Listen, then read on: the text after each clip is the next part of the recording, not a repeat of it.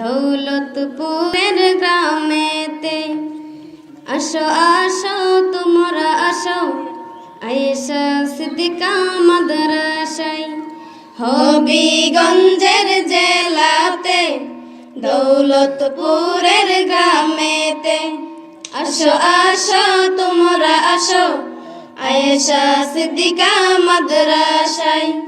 হবিগঞ্জের জেলাতে দৌলতপুরের গ্রামেতে চলো চলো তোমরা চলো মহিলা মাদ্রাসায়।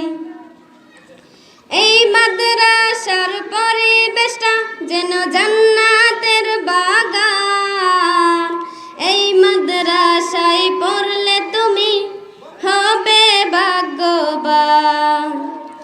এই মাদ্রাসার পরিবেশটা যেন জান্নাতের বাগান। এই মাদ্রাসায় পড়লে তুমি হবে ভাগ্যবান। এই মাদ্রাসায় পড়ছে দেখো, এই মাদ্রাসায় পড়ছে দেখো দুরূদ হাদিস কুরআন।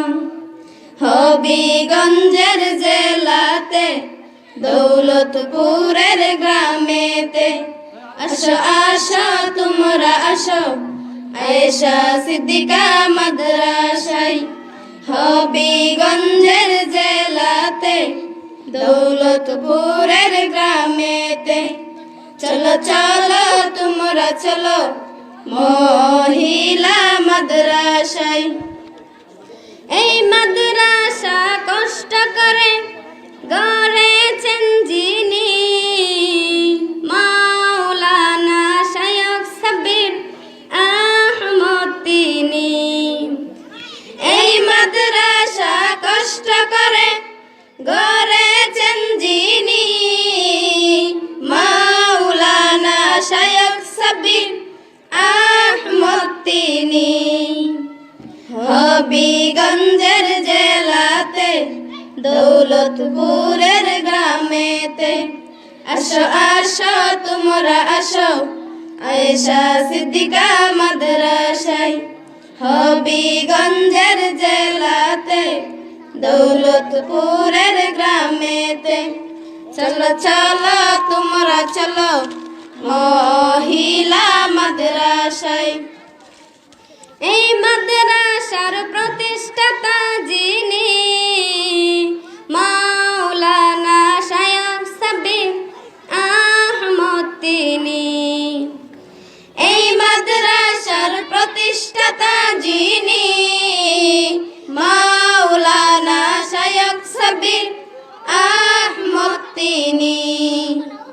হবিগঞ্জের জেলাতে দৌলতপুরের গ্রামেতে আসো আসো তোমরা আসো আয়েশা সিদ্দিকা মাদ্রাসায়। হবিগঞ্জের জেলাতে দৌলতপুরের গ্রামেতে চলো চলো তোমরা চলো মহিলা মাদ্রাসায়। এই মাদ্রাসার উস্তাদ বৃন্দের আছে অনেক সম্মান। এটা হলো আল্লাহ তাআলার অশেষ মেহেরবান। এই মাদ্রাসার উস্তাদ বৃন্দের আছে অনেক সম্মান।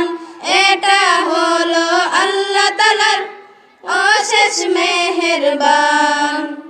হবিগঞ্জের জেলাতে দৌলতপুরের গ্রামেতে আসো আসো তোমরা আসো আয়েশা সিদ্দিকা মাদ্রাসায়।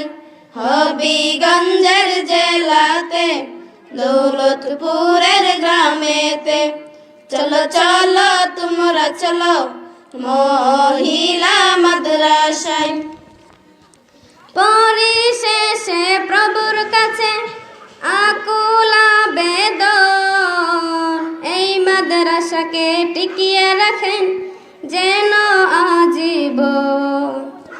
পরিশেষে প্রভুর কাছে আকুল আবেদন, এই মাদ্রাসাকে টিকিয়ে রাখেন যেন আজ হবিগঞ্জের জেলাতে দৌলতপুরের গ্রামেতে আসো আসো তোমরা আসো আয়েশা সিদ্দিকা মাদ্রাসায় হবিগঞ্জের জেলাতে দৌলতপুরের গ্রামেতে চলো চলো তোমরা চলো মহিলা মাদ্রাসায় চলো চলো তোমরা চলো মহিলা মাদ্রাসায় চলো চলো তোমরা চলো মহিলা মাদ্রাসায়।